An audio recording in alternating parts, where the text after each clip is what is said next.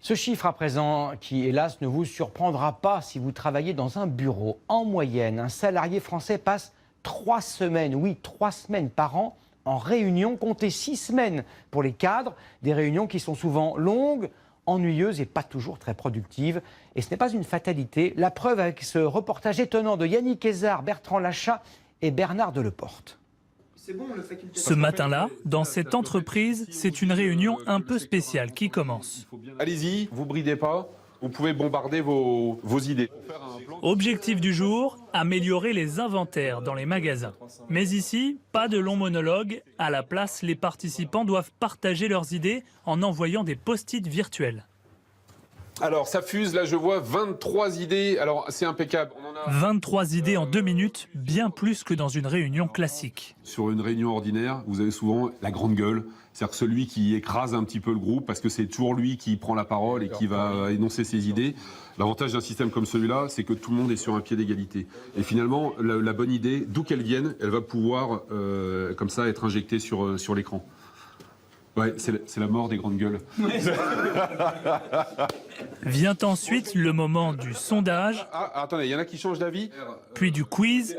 Et je crois qu'on a un vainqueur, et c'est Estelle, bravo. Le but, ne pas laisser l'ennui s'installer autour de la table. D'habitude, quand on est en réunion, on répond à nos mails, on fait autre chose, alors que là, on se sent obligé de participer. Je me concentre beaucoup plus facilement et j'arrive à tenir bien mieux en réunion. Aujourd'hui, on voit que c'est beaucoup plus efficace que les réunions classiques.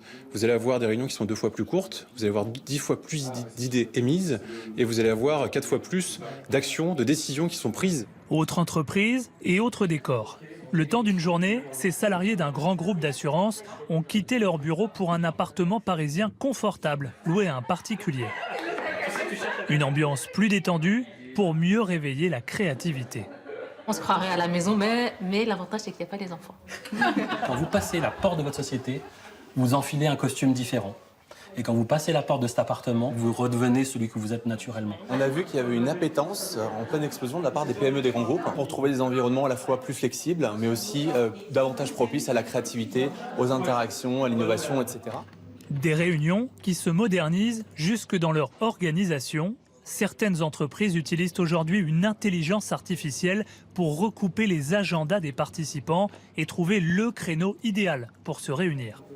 Mais qu'elles soient adeptes des réunions debout ou même en chaussons, derrière la décontraction apparente, ces entreprises recherchent toutes la même chose, toujours plus d'efficacité.